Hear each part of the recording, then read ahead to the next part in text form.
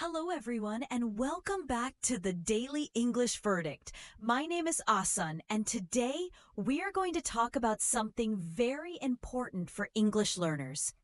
How can you improve your English without memorizing? Many learners think that the only way to get better at English is by memorizing long lists of words or grammar rules. But that often feels boring and stressful. In today's episode, I will show you how you can learn naturally in a way that feels easier and more enjoyable. And if you are new here, welcome! In this channel, The Daily English Verdict, we upload new English learning episodes every day so you can improve your English step by step. Let's start with a little story. A few years ago, I had a student named Daniel. He worked in an office and wanted to improve his English for international meetings. At first, he bought a big vocabulary book and tried to memorize 10 new words every night. The problem was he forgot most of them after a week. He felt frustrated and thought maybe he was not smart enough to learn English. But the truth was, the problem was not him. It was the method.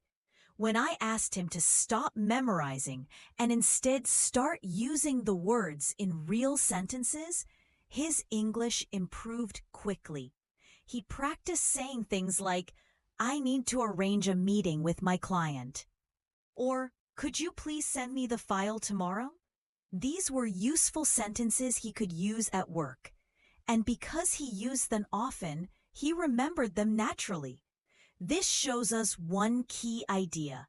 You don't have to memorize. You need to use English in real situations. Think about how you learned your first language as a child. Nobody gave you a notebook with words to memorize. You listened to your parents, your teachers, your friends. You repeated what they said, and slowly you understood more and more. English can be learned in the same way, even as an adult.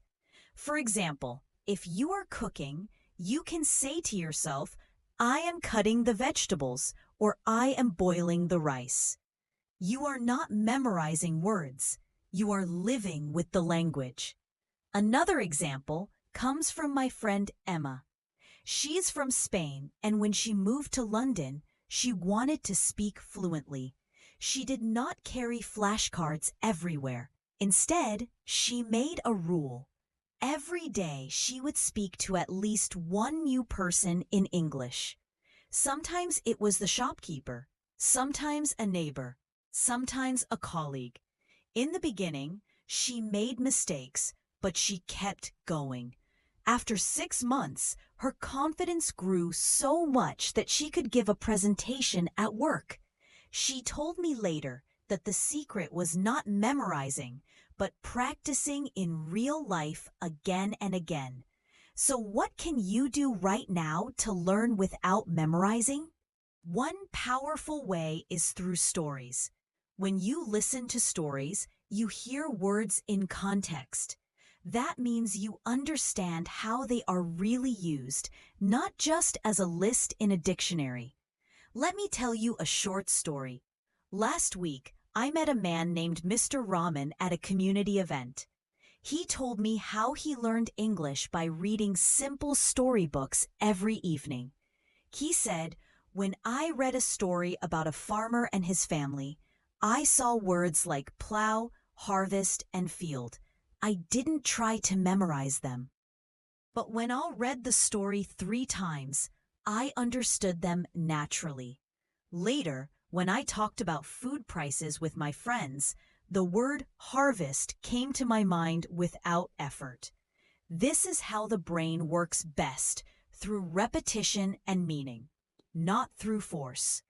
Another tip is to shadow conversations. Shadowing means listening to a native speaker and then repeating what they say, almost like an echo. You don't need to memorize. You just listen and copy. For example, if you hear someone say, "Could you help me with this task?" you repeat it in the same way. After doing this many times, those sentences become part of your memory. My student Aisha used this method every morning while walking to work.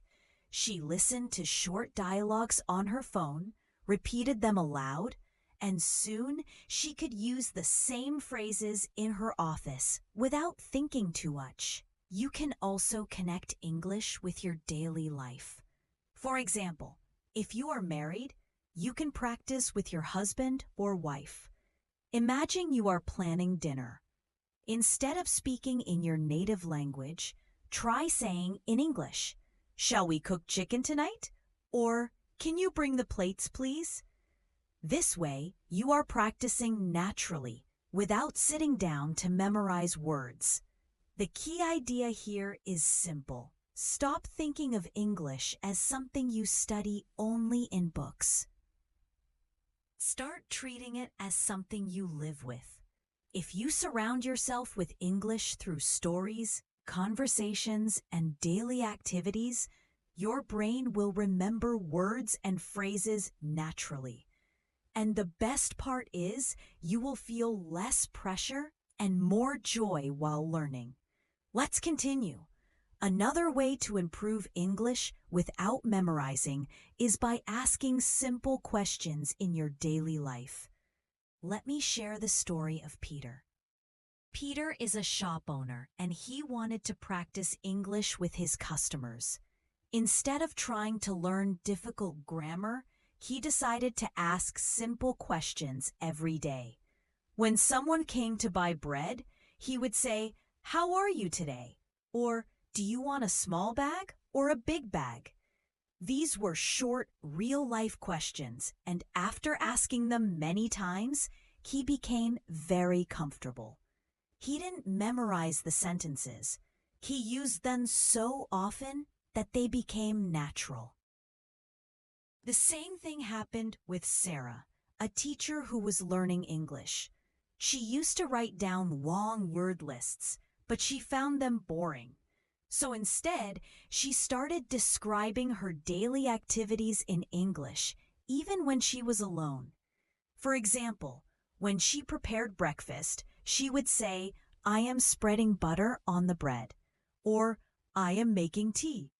At first, it felt a little strange, but after some time, she realized her English became faster and more automatic. This is because she was connecting the language with her actions. Another great tip is learning through repetition, but not in the way of memorizing. Let me explain. My neighbor, James, reads one short article in English every night. He does not try to remember every word. Instead, he reads the same article 3 times. The first time, he just tries to understand the main idea. The second time, he notices some new words. The third time, those words already feel familiar without memorizing.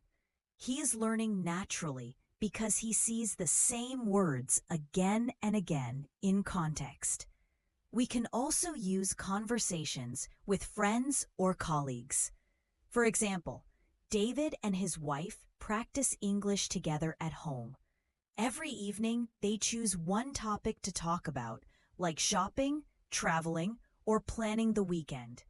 They only spend 10 minutes on it, but they use English during that time.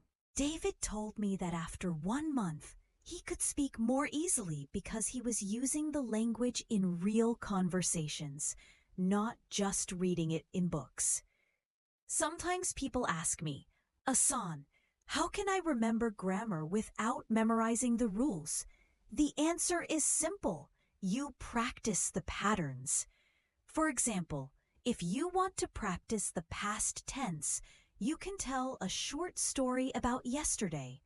Imagine, you are speaking with your friend John.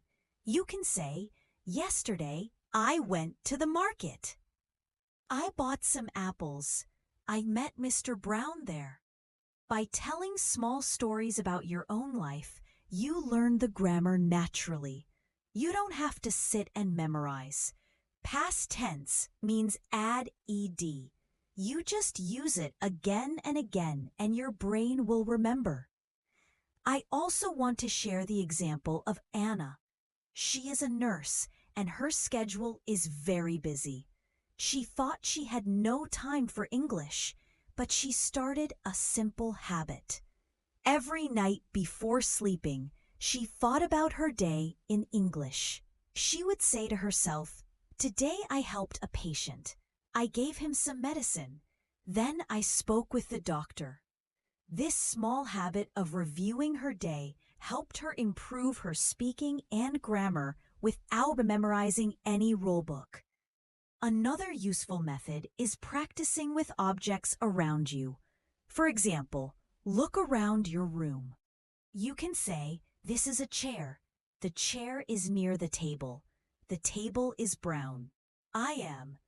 All right, let's go deeper into this topic together. Many English learners think they must spend hours memorizing lists of vocabulary or grammar rules. But you can actually grow your English step by step through your daily life. Let's look at some more practical and simple stories of people who improved their English without depending on memorization. One example is Robert, a father of 2 children. He wanted to learn English to help his kids with their schoolwork. Instead of memorizing difficult words from textbooks, he began reading their simple homework stories aloud with them. For example, when the story was about a family picnic, he would read it with his children and then ask questions like, "What did the family eat at the picnic?" or "Where did they go?" By doing this, Robert was practicing real English in context, and his children also enjoyed learning with him. He didn't try to memorize the words separately, but he remembered them naturally through the story and the activity. Let's take another example. Jennifer is a housewife who wanted to improve her English because her relatives often visited from another country. She started speaking English while doing household chores. When she was washing clothes, she would say, "I am putting the clothes in the machine. I am pressing the button. The water is running." When she was cooking, she would say, "I am peeling the potatoes. I am cutting the onions. I am frying the vegetables." She didn't sit down to memorize the verbs peel, cut, fry. She learned them naturally because she used them in real daily actions. Michael, a university student, had another interesting method. He studied English by talking to himself while walking to class. For example, as he walked across the campus, he would say quietly, "I am walking to the library. The sun is shining. There are many students here. I see a group of people playing football." He was not memorizing. He was observing his surroundings and describing them in English. After a few weeks, he noticed he could describe almost anything without thinking too much. His English improved because he used the language in real life.